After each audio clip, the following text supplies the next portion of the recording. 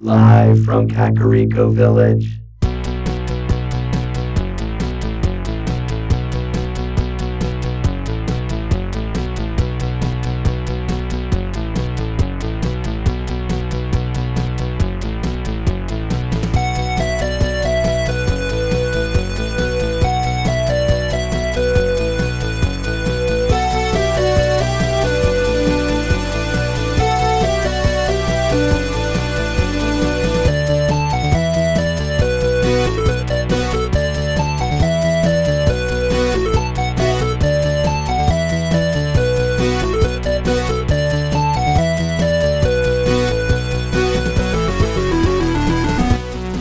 Broadcast throughout the Retroverse, transmitted to the real world via a maze of wires connecting a Super Nintendo to a Wii, to a Wi-Fi network, and finally to the internet.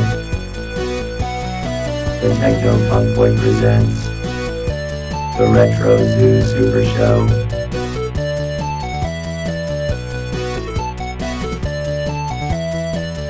Now here are your hosts, Kai and Steven. All right, greetings everybody. This is the Retro Zoo Super Show. Thank you so much for joining us today. I am one of your hosts, Kai. I really do appreciate you joining with us. We are here actually today with Anla. Hey, Anla. Hello. Appreciate you joining us. We are, of course, as always, produced by Drum. Drum, how are you? I am functioning normally. That's great. That's really good. So, we're actually talking, we've been talking off air a little bit about some current events that we will share with you in just a moment. But before that, let's look at a little bit of news because we do have a report from the field. First of all, we have an update in regards to our Realm Online series. And I did promise you at least one more episode, and that episode is coming. But we had to delay it just a little bit to line up some interviews that I'm trying to get in store for you. And so please do be patient. We will be back on that very, very soon. And I think that you're really going to enjoy it when we are. But before we do that, we do have our reporter on the street, Rangel Robinson. Rangel, can you hear me okay? Yeah, Kai. Yeah, you're coming through just fine. Thank you for having me back. Rangel, yeah, thanks so much. So, the big news for the last couple of weeks has been the announced closing of a major retailer that is upcoming, and so we wanted to hit on that a little bit. Kai, I can tell you right now, it's not upcoming. It's already happened. Wait, no, already happened? Wait, no, I was just there a couple of days ago. I tell you what, it's cleared out. The signs are gone. The parking lot's empty. I see weeds popping up in the parking lot. It honestly, it looks like there hasn't been anybody here for several years. It's just desolate, and it's like a wasteland here. It's dirty. I think some homeless people are living in the doorway. What are you talking about? I mean, Toys R Us has not closed yet. They just announced it. No, Kai, we're talking about Circuit City. Rangel, please tell me you didn't go to Circuit City. Yeah, that's right. Major retailer closing down its doors. This is just huge news. They had thousands of stores across the United States, and now it's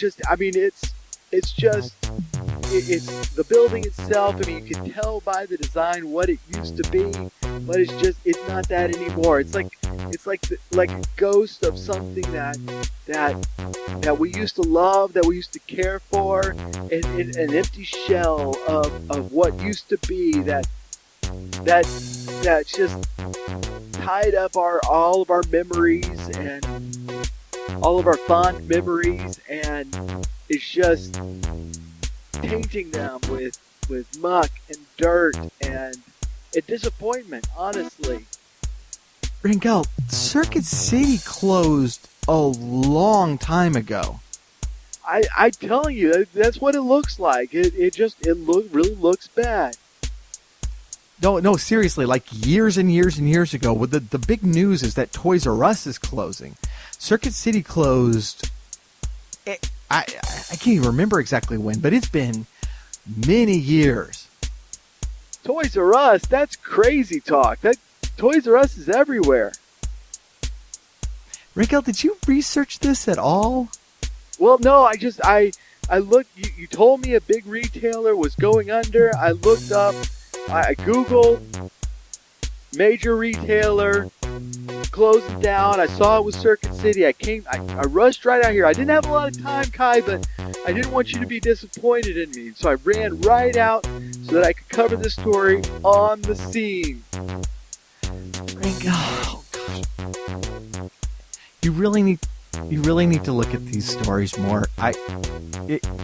That was from a very long time ago. What we're really wanting to talk about today is Toys R Us. Kai, I really think you're mistaken. Hold on, I'm pulling out my phone now, and I'm taking a. Oh my goodness, Toys R Us is shutting down. That's what I've been trying to tell you.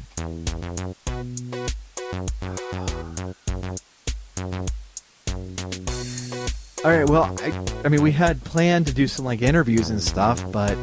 Well, I can interview this homeless guy. No, don't bother. That's fine. You know what? Go ahead. Just go ahead. So, yeah, obviously, you know, the big news from... and this was actually originally a story from last week. The big news, of course, is the closing of Toys R Us. And it's very rare that, you know, a retro video game podcast can comment on current events. But, you know, for those of us who were playing these games, you know, when they were new, you know, this is normally where we got our video games. There wasn't a lot of places, you know, that there wasn't like a GameStop on every corner and that sort of thing. We normally went to Toys R Us to get them, and so I kind of wanted to spend the day just kind of, I guess, sending Toys R Us off with some nice memories. You know, that's where you can comment, I guess. Sorry. I'm used to Steven just like jumping in. Sorry. No, and unlike you already know, I actually went to Toys R Us the other day, and I was I had heard, of course, about the closing, and I was ready to take a look around. You know, I've been into stores that are shutting down before, you know, and I was kind of expecting to see that scene with like the empty shelves and just, you know, the sale prices everywhere, ridiculous percentages off, you know, a few employees left that are just kind of manning the final days. And I didn't get that at all. It was like business like normal. And I actually, you know, left there, and I was checking on my phone, and it's like, oh, we don't, the clearance sale hasn't started yet. Or at least it hadn't at that time. It actually, as of the broadcast today, it started yesterday. And so I actually just missed it by a couple of days, but I was like walking through, and like, you know, all the shelves were completely full. It's, you know, nothing was on sale. There was actually a couple of employees that were working hard to build a display, and I was like, y'all shouldn't be doing that. You're going out of business. But but yeah, I mean I guess up until at least this point, that it was kind of business as usual over there. Yeah, with me, I haven't been able to go and to check what's going on at Toys R Us, and I haven't had the time to check the aisles and just to see what they have on display. But I was just wondering, because I know that's what I'm thinking, that when I have a chance to go over, that there would be certain aisles I'd like to browse through to see if they have something that I'd like to buy if it's the right price. So I was just wondering, like with you, if there was anything in particular that when you go back you'd like to buy a toy or a video game or something. Yeah, and actually there's quite a few things I saw the other day there that I'm kind of hoping they still have when I'm able to go back. In the video game section, they had some like really cool specifically Nintendo themed plush dolls, stuffed animals. A lot of Mario, Yoshi, some Zelda stuff. That was actually pretty cool. They had these little bitty. I say little bitty. I don't know. They're probably 4 inches squared, but little plush blocks that are either question blocks or the brick blocks from Mario that are kind of fun. And of course, I was looking through their game systems and stuff, and I don't think those would last very long. I would love to get and I didn't look for it the other day, but if they had a couple of like SNES classics on the shelf that discount a little bit, or I don't think NES Classic has been re-released yet, but any of the 3DSs or something like that, kind of the newer system that I don't actually have. But I gotta tell you, I was utterly fascinated. I wasn't expecting to really find anything outside of those aisles that I would be interested in, but I gotta say, there is the Legos are like the siren's call. That if you don't tie me down to the mast of the ship, it calls to me. Like I have no room to put up Legos at this point, but those sets are just so cool. What are you thinking about looking for? Well, it's kind of embarrassing because they are toys. Well, I mean, hey, we're adults talking about video games on this podcast. I think the embarrassment ship has sailed. Well, right. Well, I mean, I know that there's two things. Since I just love movies, and it doesn't. I mean, I have a lot of childhood movies that I still love. Yeah. And I know that they have a good variety of family movies there. Yeah. So if they have if it's at for a really good price, and I find something like it's particularly Disney, sure, then I would really like to grab one or two. I mean, I doubt it because Disney is always expensive. Well, yeah, and that's one thing that I was actually a little disappointed at, because I did go over to the movie section, and anything that was on Blu-ray was just kind of ridiculous. Yeah. It's like, I mean, even like the Marvel films, they had the Marvel films there. And the Blu-rays were like $30, and stuff like on Amazon, I seem to remember being $20 for the Blu-ray. And so it's kind of one of those things. It's like, well, yeah, if you cut them half price, Thor Ragnarok might be worthwhile, but even a third off, you're still going to be able to get it for a better deal online. And honestly, I think that was kind of part of the problem of Toys R Us. It really became expensive. Right. And they have much better, they actually, and this is something you were telling me, is because, you had been recently looking for some gifts for some friends, on Amazon, and you were finding that Toys R Us Toys R Us online had a much better selection of toys than even like Amazon. Right. And and I was finding that look at the store, because I haven't been in there in ages. you know, like I said, of course, as a kid, you just live in Toys R Us. And then even getting into my teens, as my interest started shifting to video games, I was in Toys R Us quite a bit, even through high school.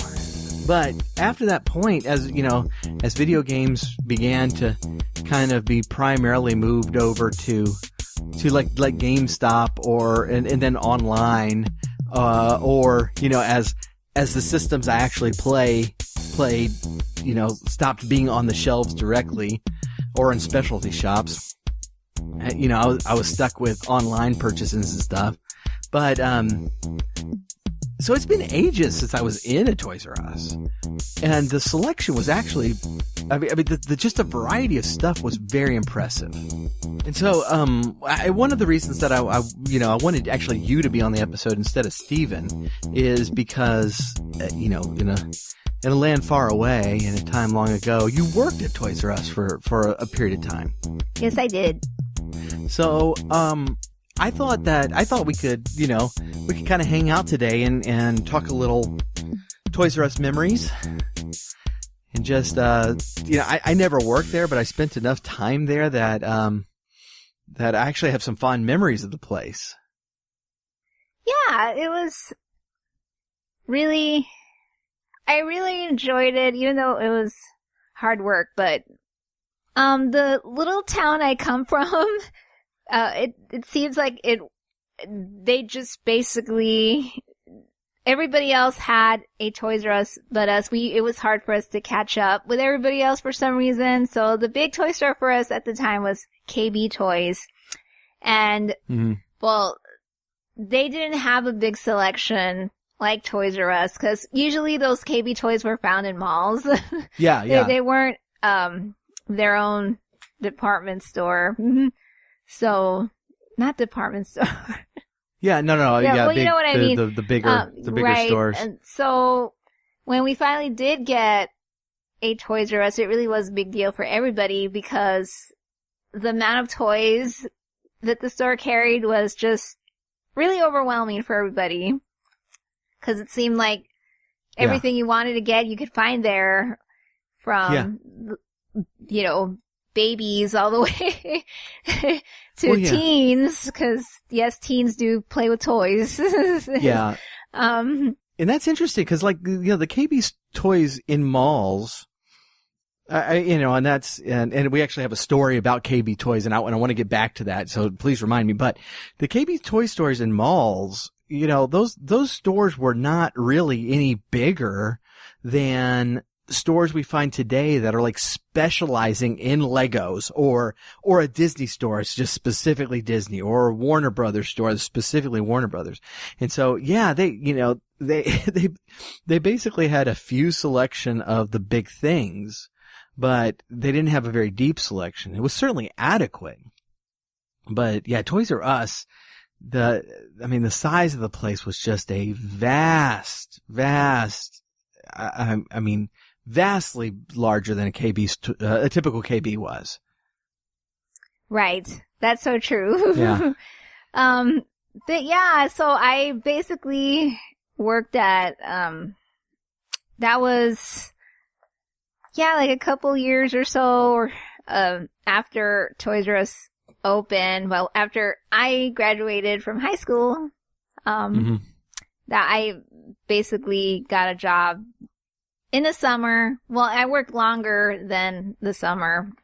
I worked less than a year at Toys R Us, but yeah, I was just very excited because I don't know, I've always been a kid at heart. And the commercial, I want to be a Toys R Us kid. Well, yeah, exactly. I guess I was, how do I put this? Since I never had a Toys R Us during the time I was a child, I kind of made up for it when I worked at Toys R Us. Right. So it was great to actually be into all these toys, but it was okay. It kind of was acceptable for an 18-year-old to be. into all these toys and just to always have a smile on your face because like, woo, and get excited about all the new merchandise we would get or, Right. you know, so, and like at the time, the big thing that, was on displays all over the place and everything was when Star Wars, the Phantom Menace came out because it came out Right. at the time that I graduated. And so, Well, and the audience does not know this about you, but I know this about you in that you are a giant Trekkie. no. I was I doing that as an don't inside know. joke. No, you're a giant Star Wars fan. I like Star Trek, but I don't know much about Star Trek, so No. I'm not a fan. And Simply so, because yeah, of that. but when I found out that you were working when episode 1 came out, it was like, oh, you must have been thrilled with all these toys coming out. Cause, yeah, you know, being a lifelong Star Wars fan as you are, this was a big event. And so my next question to you was, and is for now the audience to hear the answer. So you got a job in the boys' toy department where all of the Star Wars toys were, right? No. I wish I did, but no. No, unfortunately, yeah, I thought that they were going to put me in some cool section.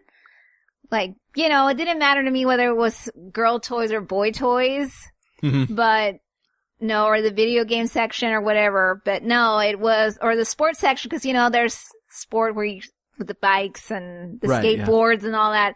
But no, they put me in the baby section. See, at that time, they didn't have a separate, because, you know, right now they have Babies R Us and Toys Right, R Us, yeah. but the stores are both connected, but it's like they're both separate in a sense, even though Yeah. they're connected. Because at that time, the baby stuff was in the same Right, yeah.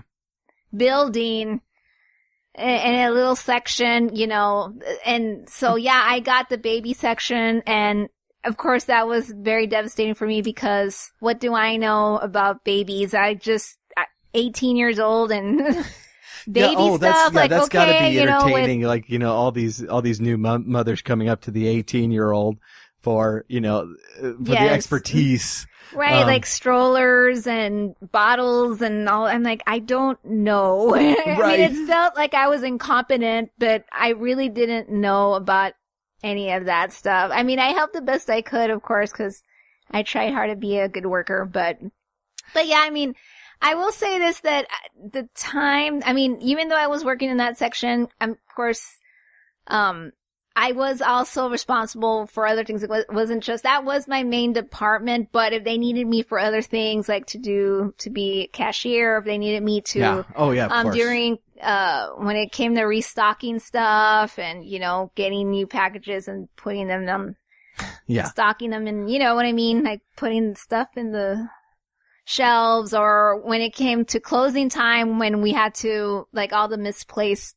toys and stuff in the carts, we had to go through the aisles and put back stuff.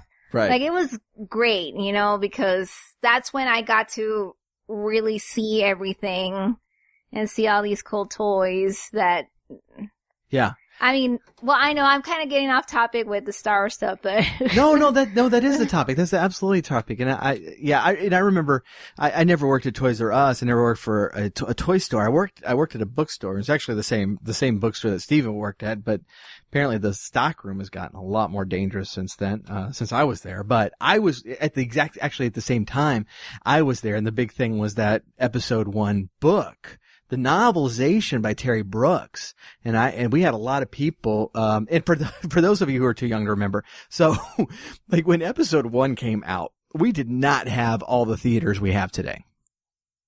There just were not that many theaters. They were still pretty rare. They were smaller. A lot of them were smaller, like, you know, like 8 screens and such. And when episode 1 came out, it was remarkably hard to see it in the first week or so. You know, this is the time when you saw people like camping out, right? And Yep. we had a lot of customers. I didn't see it the first week. Did you get to see it when it first Yep, I had to, I mean, I didn't wait, and I was not there for the premiere, like midnight premiere, but I did have to wait, like, on Friday, during the evening. Oh, yeah. I had to wait in line for about 2 hours. I Well, that's- remember, yeah, like, that's after not I got my bad. ticket, I had to wait 2 hours to get to see the movie. Right. I remember some lines, and I guess in probably larger population areas that were going for for days sometimes. And I was only able to see it, maybe at least a week later. But the big item was that Terry Brooks novel, and we had some people picking it up when it came out because they were not able to get tickets and they wanted to read it, before seeing the film. But I mean, that is one of the things with retail is, yeah, they give you a section to kind of hover over and kind of watch over, but you're really a generalist. You pretty much do everything in the store. Right. You do cashier, you go stock any section. They gave me the art section at the, for my first assignment was the art section. Then it was science fiction, which I liked a lot more. But yeah, it was pretty much, hey, these books need to go out, go restock. Right. And it is undoubtedly the same thing with toys and such. So, but yeah, that's, so for you, during that era, that would have been a blast looking at all those Star Wars toys come in. Well, yeah, because it's new. It was, everything that was in that movie was new. I mean, you had new Right. characters, new ship designs, new planets, Well, that's true. They didn't, besides 3PO and R2, but really only R2. Because even 3PO was a new design in episode Right. 1. So there was not a reused design in that movie besides R2. Yeah. I don't think so. No, even Yoda was Yeah, different. was slightly, he was He'd be the not the closest. same when. Yeah, he'd be the closest. It's not the same as even episode 7, where you have a lot of repeat characters. Yeah. They're older, sure, but Chewie does not look substantially different. 3PO, the only difference was his arm. R2 looks the same, except he had a sheet over him the whole movie. But, that's, yeah. So, even the lot of those- lightsabers, it was cool because you had the different lightsaber. I mean, when Darth Maul's lightsaber came, that Darth Maul lightsaber. was the thing. Like, yes, you gotta own Okay, I don't a care. double-bladed lightsaber because Right. we had never had that before. And I don't care what your opinion. Okay, audience, I know what our opinion of episode 1 is. I don't care what your opinion on episode 1 is. When Darth Maul in that movie, for the first time, holds his lightsaber out and the second blade emerges, that's intense. That was great filmmaking. Yeah. Even if you don't like the rest of the movie, you've gotta like that part. That part Right. was great. And I happen to think the fight that ensues after that was actually a pretty great, lightsaber battle. I remember saying to somebody after that movie, it's like, the acting was pretty weak and the plot was ridiculous, but it was a lot of fun. Right. I'm sure we'll get some hate mail on that. This episode's the worst, but episode 1 is the worst, but that's fine. That's, that's fine. I just there's a lot of weak points to that movie, but Darth Maul was not one of them. No. He was cool. He was very cool. Yeah, and it was just cool too because when I worked there, you had all of the displays that were Star Wars. I mean, you had the banners up on the ceiling. You had, just the displays were just really awesome, and like the stand-ups and things, and I mean, they just had Star Wars everything. I mean, you saw Star Wars, and I'm talking about the Phantom Menace, just like I said. I mean, with snacks and with, I mean, even the children's books and even in it's not only the boys section and they had the action figures and everything, cause they also had for the girls, they had those dolls, cause Queen Amidala changed outfits every way scene too in much, the movie. way too much. So they had, for the girls, they had the dolls that you could, I mean, it was ridiculous how many dolls they had. Sure. And I have almost all of them. So I remember yeah, those that are cool. They really are cool. I was just so fascinated by, I mean, because at the time I did find out, you know, I didn't know they did actually trick me, because I remember that, you know, she was Queen Amidala, but I didn't know when I watched the movie that she was Luke and Leia's mother. So, you know, because I really thought that they were two different people for some reason. I thought Queen Amidala and Padme were different, because you see in the movie that they, you know, the handmaiden and the queen. So I really was fooled. I didn't know that they were the same person. So, okay, so who did you and I don't remember, besides the famous scene in the original trilogy where Luke is asking Leia, do you remember your mother? Mm-hmm.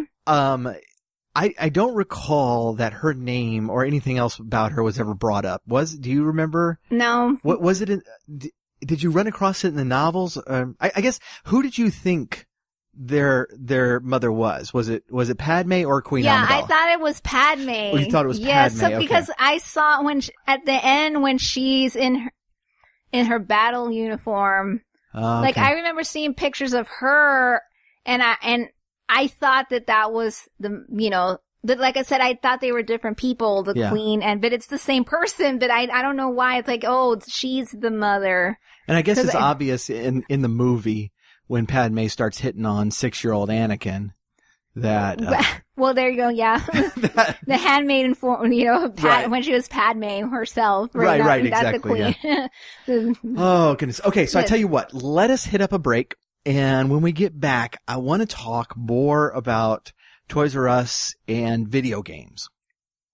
And then I want to talk about KB Toys, because some news has popped up about KB that I think is pretty interesting. So let's hit our break, and we will be right back. Hey Drum, did you know that the Techno Funk Boy isn't just a group of podcast hosts that live inside a Super Nintendo? Really? That's right, we're also a band. Tell me more. We're a retro gaming inspired band that plays covers of classic video game themes, original game music, and other music in the style of classic games. That sounds great. Yeah, and you can find our first full-length album on iTunes, Amazon, and CD Baby. It's called The Final Fantasy Mixes, and it's an EDM tribute to some of Uematsu's best musical themes. Check the episode notes for links or go to Techno Funk Boy to learn more. Techno Funk Boy sounds like the greatest band that has ever existed. I programmed him to say that. I'm back. Okay. All right. Welcome back. So yeah, before we get too deep into video games, which after all is the point of this, of the podcast as a whole, but you know, this really is just kind of memory lane as to Toys R Us. You were talking about specifically like the Padme dolls and kind of all the varieties they had because of her ridiculous number of outfits in the movie. Right. And it's really hard. I got them, but it, you know, I will admit I've always been a Barbie doll fan ever since I've been 5, you know, so I mean, it's just, I'd like to collect dolls. So when those were there, they appealed to me because that was really neat, because they never had a Princess Leia doll. You know, it's not like I could, because I love the original trilogy, but they never had a. I mean, they obviously had doll for the action girls. figure, like the 3-inch action figure. Right. But yeah, you're right. I don't ever remember seeing like a Barbie sized, a full sized doll. Right. I mean, they started making them now. I mean, actually, after they started making those Amidala dolls, then they started producing Leia dolls, but it wasn't before the Phantom Menace. So that's interesting. Because I do have a Leia Barbie doll that came out during all of that with the Phantom Menace. So that's what I'm saying. Like, I mean, that's what appealed to me, that it's like, whoa, you know, they're actually they're trying to target even girls here, which is not, you know, I've always liked male toys anyway. You know, Sure. I mean, I've always liked Transformers and, you know, like He-Man, and you know, Yeah. I do like the Thundercats and all. I'm trying to remember all these toys that I like to play with from my friends, but you know, my male cousins and things. But Yeah. but I mean, that's what I mean. Like I just got them, and because of that, because like, oh, I really like collect Barbie dolls, but these are good dolls to have because they're Star Wars, and I started to become a fan of Star Wars when this movie came out. Not that I didn't like the original trilogy, I did, but I wasn't a fan until this movie came out. And so then I wanted to collect everything. That was actually the start of me collecting a lot of Star Wars stuff. Yeah. Buying those dolls, and then from there, I bought the Phantom Menace action figures. Not all of them at Toys R Us, but some of them. You know, I will thank Toys R Us for helping me start my collection, because I was there and I had access. You know what I'm saying? Yeah. I mean, you know, and the same thing like with me is like going at the bookstore. It's like, you know, you've seen the number of books I bought in that 3-year time period where I worked at a bookstore. Yeah. It's kind of the same thing. Yeah. But you know, okay. So I want to go back to one thing. It's like it didn't really occur to me that they didn't have like a full-size Leia doll. Yeah. And I understand that because, you know, when Star Wars first came out, this was definitely marketed as a boy's adventure. You know, that right. And I'm trying to think back as to when the toy market kind of opened up like sci-fi and fantasy toys for girls, and it might have been She-Ra. I'm not sure I remember one that was like specifically geared to girls before that. Like a superhero type of individual. Just in general, you know what I mean? Like, just in general, like of like science fiction, fantasy type action hero. Yeah, I can't really think of one either. I mean, I love She-Ra, so Yeah. yeah. I mean, Well, yeah, I she guess was so, great, yeah. but it's like, so, you know, She-Ra was preceded, at least, you know, at least in print, by Red Sonja, who is a very similar, you know, barbarian type character. And if I remember right, that movie actually came out the same year that She-Ra premiered. But you really didn't have that focus in toys quite yet. And so, yeah, it's really interesting that by 99, when, you know, Phantom Menace comes out, we have a full-on marketing of those characters to girls as well. yeah, it was just really cool too to see female Jedi, like in the movie, like with. I mean, you don't actually see them in action, but you see them in the Jedi Council. Oh, yeah. And that was new. I mean, we Yeah. didn't have any female Jedi before then, and then to You see barely them. had any Jedi before. Well, that's true. But, I mean, that was very appealing, too. I mean, not that I don't have anything against boy stuff or anything. Sure, it's just, I mean, like I said, I've always been attracted to boy toys anyway, you know, I just have always liked boy toys better than girl toys. The only things I really liked about girl toys was the Barbie dolls, but other than that, I was never into the cutesy little, you know, those other dolls that Right. So but yeah, I'm just saying that, yeah, like a lot of stuff that I got, like I said, I got action figures, Star Wars action figures, I got lightsabers, I got Qui-Gons and Obi-Wans. I remember posters. I mean, that was crazy. All the posters that I got. Yeah. I wanted one of each that they had available, so I got those. And Nice. I mean, and I wasn't able to get, because like I said, this is going to my collection that I got from Toys R Us or the start. I really wanted the displays. Like I was just hoping, like once all of this is over, I either that stand up or, Yeah. like on the ceiling or anything. But unfortunately, I never, no. Now, They- did they give those away? I've been told that Lucasfilm is really Yeah. particular about their displays, and they want them all back. Yeah, they were kind of, So, gotcha. Okay. yeah. So, I mean, I tried, but at least I was just kind of obsessed at the time for some reason. I mean, Well, okay. So, some of my clearest memories of Toys R Us is actually tied to video games, and I have pre-ordered exactly 2 video games in my life. And it's not that I wouldn't have pre-ordered more, but it's just the era. We didn't pre-order games before PlayStation. It just wasn't a thing. I mean, most of these games back in the time didn't even have set release dates. You did not know if your local store was going to get them. They just kind of got stuff. And it was actually Sonic 2 was, as I understand it, the first video game with a solid street date, where they wanted stores to put it up for sale on a particular Tuesday, and they really hyped it up. But before then, it's just you kind of shipped them, and your store might get them today, they might get them in a week or so.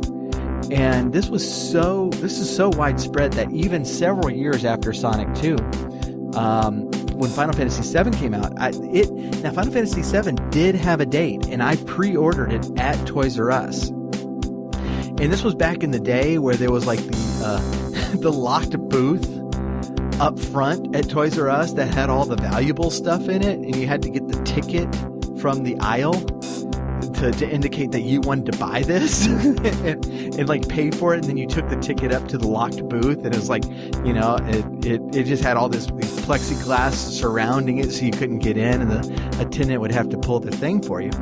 And so I pre-ordered Final Fantasy VII, and it had a particular date, and I called because this was the first thing I had ever pre-ordered in my life, and I did not know how it worked.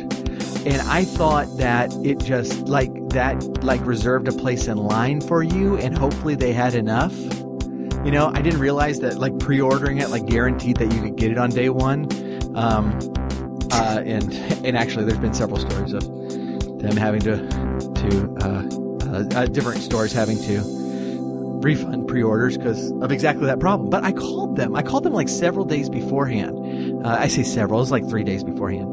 And I talked to somebody, and I was like, hey, I pre-ordered Final Fantasy VII. I just want to make sure when I come by on whatever date, will y'all have enough? And he said something like, well, we got plenty. We got plenty in, and we're not, we haven't gotten rid of them all or anything. So, it's safe as long as, if you pre-ordered one, we got one reserved for you. And I was like, okay, great. I was like, all right, couple days. And then I realized he said something about how he hadn't sold out of them. I was like, wait a minute. Are they all already on sale? And so instead of calling back like a moron, like a Final Fantasy fanboy, which I am, and make a fool of myself, is like, wait a minute, are they on sale right now? I just drove over there, and they were on the aisle, and so I don't know exactly when they went up on the aisle, but I got them a couple days before I had expected it, and I had a friend at the time who was really big into Final Fantasy as well.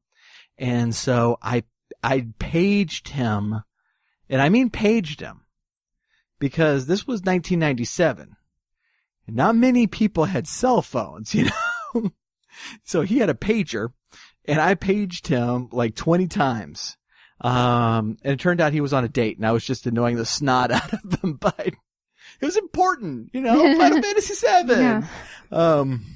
But I remember several times just eventually the Toys R Us ended up setting up bargain bins on their video game aisle, because that's one of the things that they didn't necessarily take down the video games until they sold out.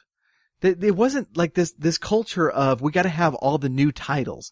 That didn't exist then. You know, it was just, hey, we got some of these. Let's put them up on the aisle. We don't know what's cool or not. Hey, some more came in. Let's just put these up. And so, you know, eventually they had some so long that they started putting them up in bargain bins. And I found both Final Fantasy Legend and Final Fantasy Adventure on Game Boy, on those bargain aisles. You know, they just had a few copies left, and they were trying to get rid of them. And when I say I found them much later, it's like, okay, so like Final Fantasy Legend came out in 1990. All right. I got that copy in 95 at the earliest. And so, you know, they just had like 3 of those stacked in a corner for 5 years. You know? Yeah. And they were like, what? How long have we had these stupid things? Let's just get rid of them, you know? Put them on sale for $10 each. And so, yeah, but that happened a lot back then. It's like, you know, there was never a time during the Nintendo era that you could not get, you know, like Super Mario Brothers or Mario 2 on the aisle. You know, like Mario 3 had been out for a year and they still had Mario 2 there. That was just the thing. You know, it was just, you know, they just sold them until they sold out, and then, you know, and then they just accepted shipments for whatever came in. And it's very, very different than kind of the way things are today. But yeah, I actually got my very first owned JRPG there. The first one I played was Dragon Warrior, and that was my cousin's copy. And I would not have my own copy of that for some time, but I got my first owned JRPG there, which was the SNES Final Fantasy II. And and it's just been, I guess that was the first in a very long line of JRPGs, because that's the game that just got me totally hooked on the genre. And in the game I'm still playing to this day, and you know, playing and speedrunning it. And so that one's lasted me a good long while. When you were there, did they have the locked booth? Yes. No, was it the full booth, or was it just a locked cabinet that they had to open to get the game out? I don't remember. Oh, okay. Because I wasn't through there a lot, but yeah, I do. Yeah, and it wasn't just the games they had in the locked booth. It wasn't just the games they had, but anything that was kind of expensive that was not huge, where you couldn't walk out with it. And they just started putting the games back there as, or the really bulky stuff they would have back there. You know, that would just take up way too much shelf space, and they put out like one, and they put tickets in there. Yeah, that's what actually, like when I was at the baby section, they had those, the strollers. Oh, and yeah.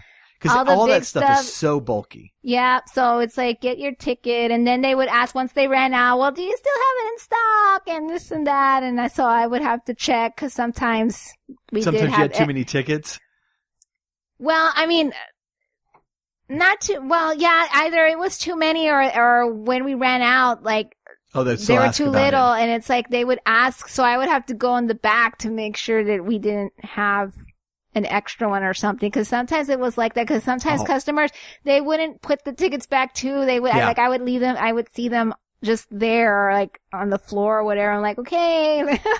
Oh yeah, so that system was kind of and flawed in a way. Right. Well, there's no way to do, like when I was working in the bookstore, it's like the worst thing that we could see when we looked up a book was that we had one copy. Because if it said 0, then we would just say, we don't have it, but I can order it for you. you know? And if it said 2, there's a good chance that I would find 1. Right. But if it said 1, Yeah. there's no telling what I was going to find. And cause people would, you know, get their coffee and they'd read it and they'd put it somewhere.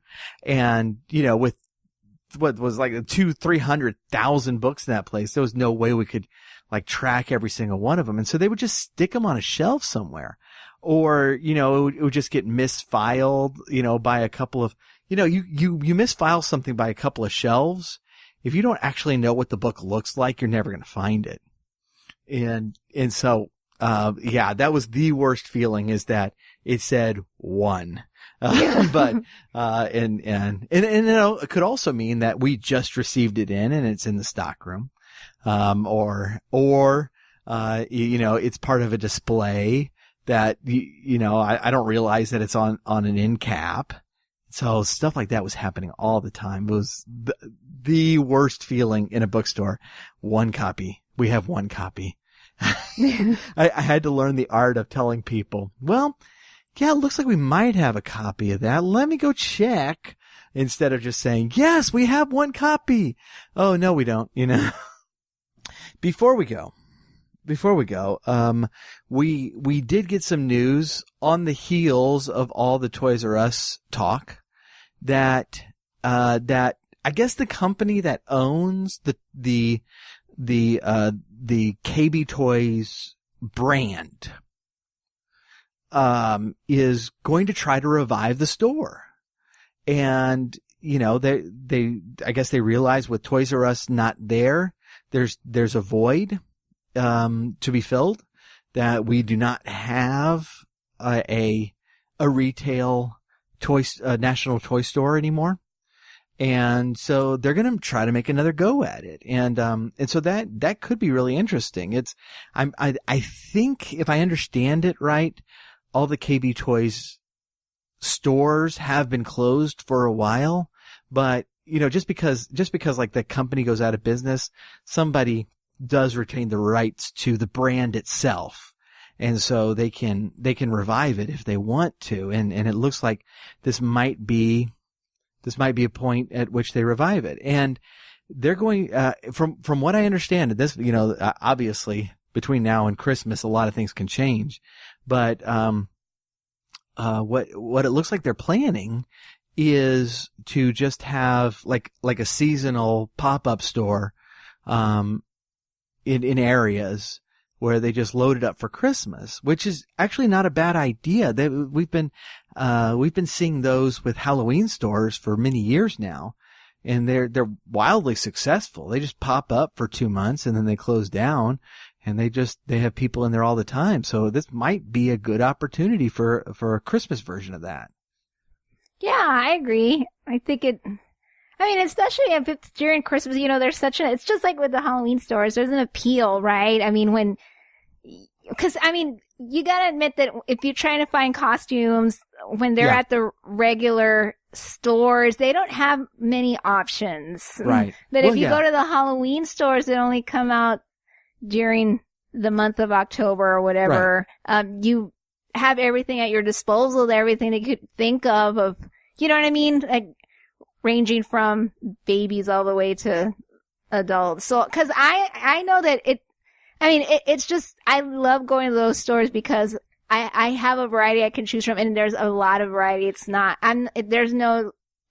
limited. And I think and that's what I liked about Toys R Us, is that it wasn't limited. Cause even now when you go to the regular stores and you go to the toy section, there's not a lot of options. I mean, it's just like one aisle for it's a general toddlers, store. one aisle for 2 aisles for boys, and you know what I mean? So, I mean, most of the time, I know for me, from my experience, just looking around, it's like, no, like, it's just, there's not, I mean, they have this version of that or whatever, but no, like, that's what I always appreciate about Toys R Us, is that you had many, you know, like if you were looking for an action figure, like, it wasn't just these brands, like there was other, you know what I'm saying? Like the brand name, like, how can I say it? You know what I mean? I don't know how to put it. Like, I I guess that's what I mean. Like, okay, like when I go to the stores, like let's say with the girls, it's like, okay, the dolls, they have Barbies, they have Disney princesses, and that's basically, you know, that's what you have, or another thing, and it's just 3. Whereas if you went to Toys R Us, you would have so many versions of a Barbie doll. Does that make sense? Yeah, It's no, the same, exactly. and Yeah. and that's what I'm saying. I think that would be a good idea for them to do that, because everybody's looking for toys at Right. that time, and that would be a great advantage for you. Just go to one place and you can get of all ages. You know what Yeah. I'm saying? It's like, there it is. And Well, that's what, and I saved this for last because I think that is what we're actually losing when we lose Toys R Us, because the selection, we'll be able to keep the selection. You know, Amazon has most of the stuff. You know, there will be other websites where you can buy online anything that you bought at Toys R Us. But what we lost is just the kind of awe and wonder of going down the toy aisles. You know, and that was a distinct memory for me as a kid. The ability to browse. And that's what those Halloween stores are capitalizing on. Because any of these costumes and a lot more I could get on Amazon. Any of them. But just going down those aisles and picturing myself dressed as this thing or this thing or this thing.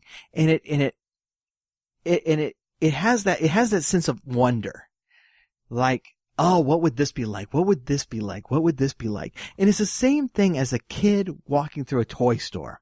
It's like, you know, look at this thing.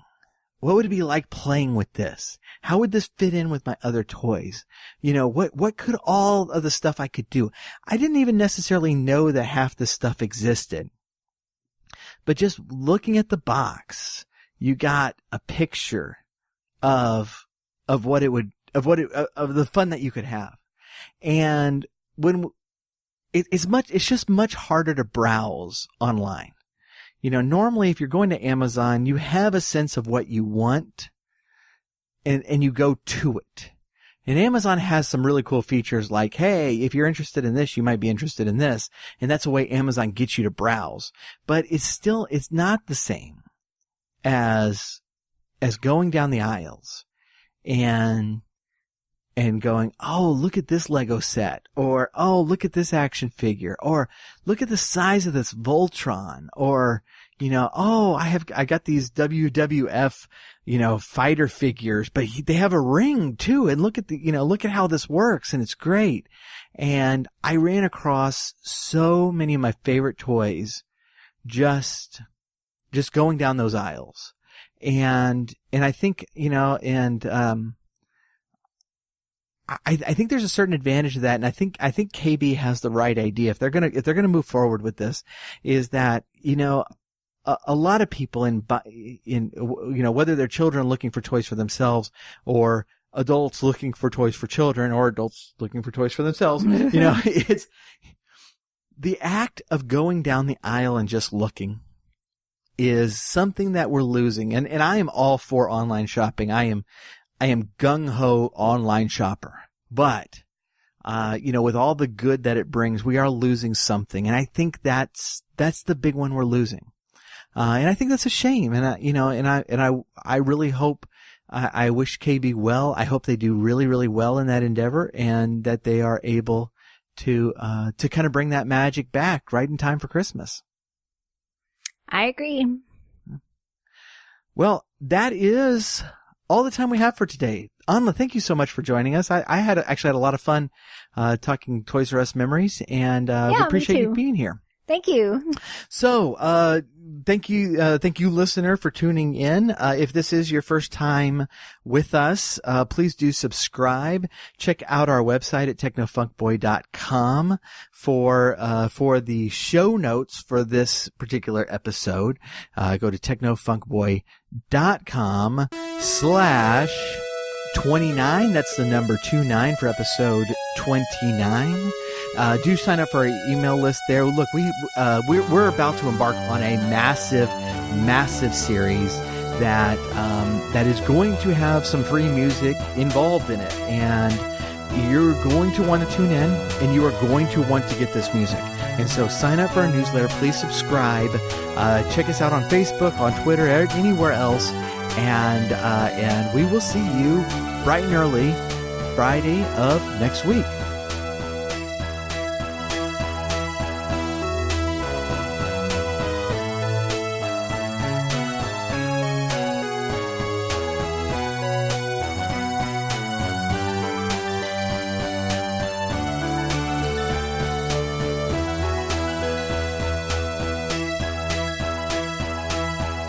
The Retro Zoo Super Show is brought to you by the Techno Funk Boy. Follow us on Twitter at Techno Funk Boy, on Facebook at the Techno Funk Boy, and sign up for our email list at technofunkboy.com. Also look for us on Spotify, iTunes, and Amazon for music. If you are so inclined, please leave us a 5-star rating and review on your favorite podcast catcher. If you are not so inclined, you are obviously some sort of villain trying to conquer the world. Unowned music and gameplay clips are used for educational and critical purposes. Thank you for listening. Keep gaming. Unless you have responsibilities that need to be done at this time, then you can